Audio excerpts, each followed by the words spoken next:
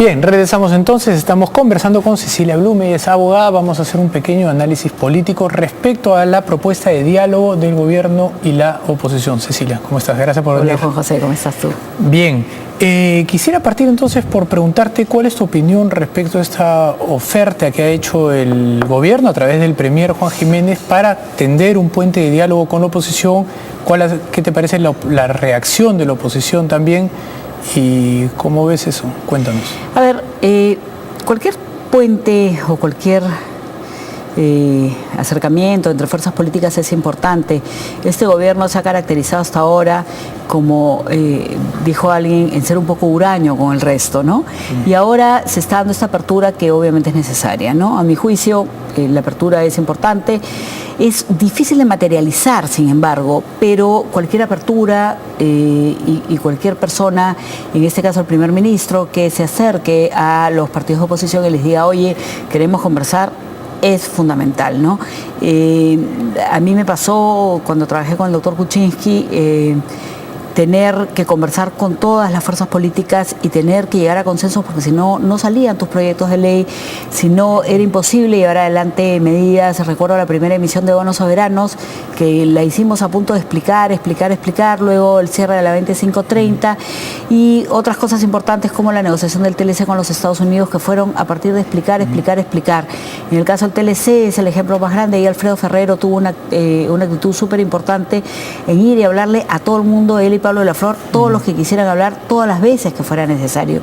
Y yo creo que así se hace país. El país no es de un grupo, es de 30 millones de peruanos y yo creo que en ese sentido todos debemos participar en lo que podemos para hacer de esto algo mejor, pues, ¿no? Me parece muy bien que hayas resaltado esa última parte porque efectivamente deberíamos de poner siempre al Perú primero. Quería preguntarte ¿cómo hace la oposición para acercarse a una mesa después de 2 años de tantos encontrones con el gobierno? Porque el gobierno ha sido proactivo en la búsqueda de retar y de buscar conflictos con la oposición. Entonces, ¿qué es lo que está bien que la oposición demande condiciones o la oposición debería aprovechar para decir, bueno, una vez más vamos a tratar de conversar? Poner la otra mejilla, ¿no?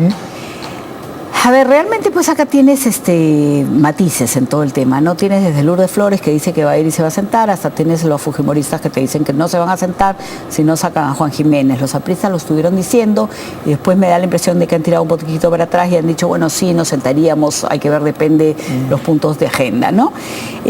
Es importante, la oposición lo que está haciendo es contestando políticamente, ¿no? La oposición está diciéndole, tú quieres jugar políticamente, tú nos has empujado, tú nos has agredido, y bueno, nosotros también te vamos a contestar, no somos mancos y te vamos a contestar. Y así tienes pues las agresiones más fuertes, que son la de los apristas y los fujimoristas, hasta los que pasan más light, como puede ser el caso de Lourdes Flores, o podría ser el mismo Alejandro Toledo, a pesar de que en los últimos días se ha manifestado también dando sus opiniones de cómo se debe gobernar.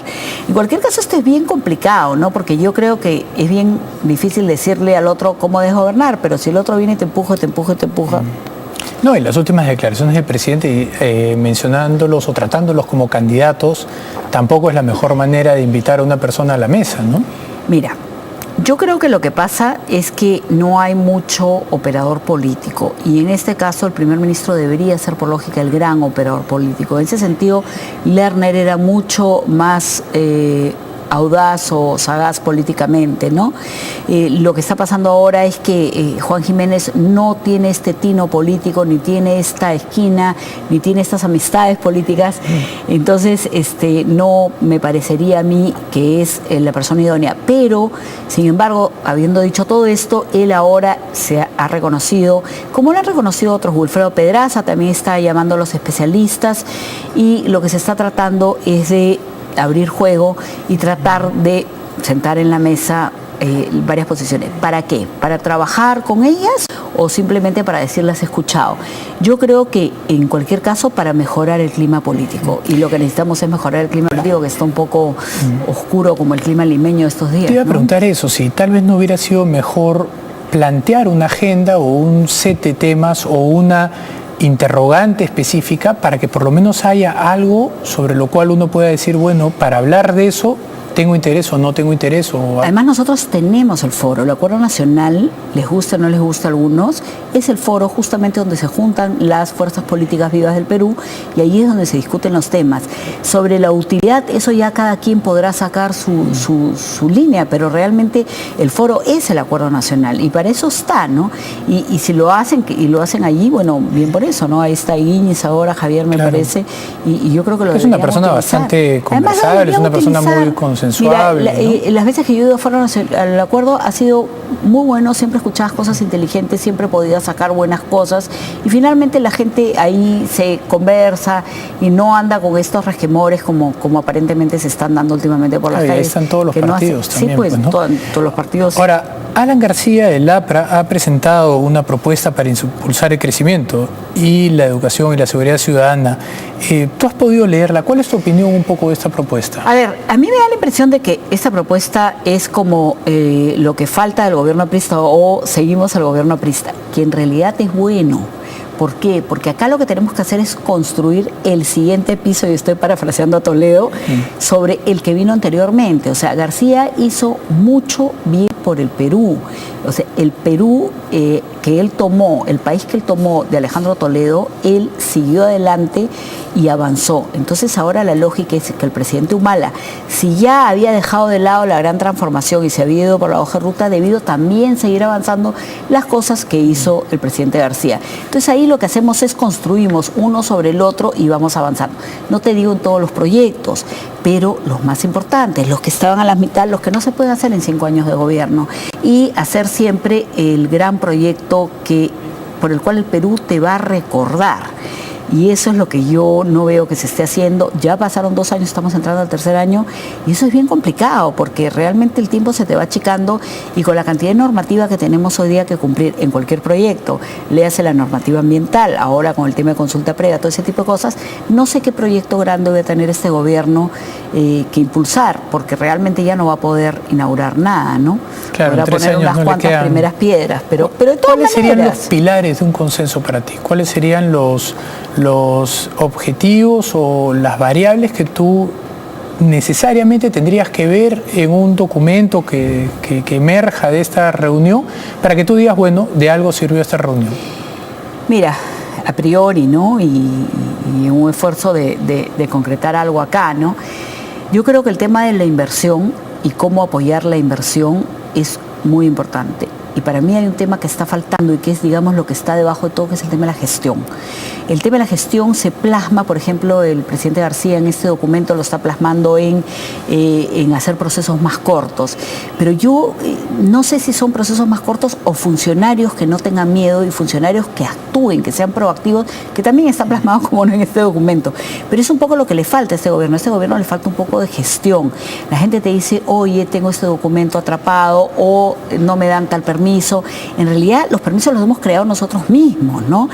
Y es una maraña y son cosas que siguen creciendo y funcionarios que siguen haciendo procedimientos. Quizá una limpieza de normas sería adecuada, pero en todas esas cosas te demoras. Yo creo que mucho más fácil es decirle a los funcionarios, y acá tenemos pues un problema con la Contraloría que yo siempre resalto, que es la cantidad de restricciones que tienen los funcionarios públicos y cómo la Contraloría es el gran policía, ¿no? Entonces tienes a la gente paralizada, ¿no? Y el tema salarial, que también es un tema de un problema, correcto, ¿no? Ahora, quien construyó esta propuesta partió por la idea de que cuanto mayor cantidad de proyectos con miles de millones de dólares ponía en el listado, iba a hacer que el PBI crezca.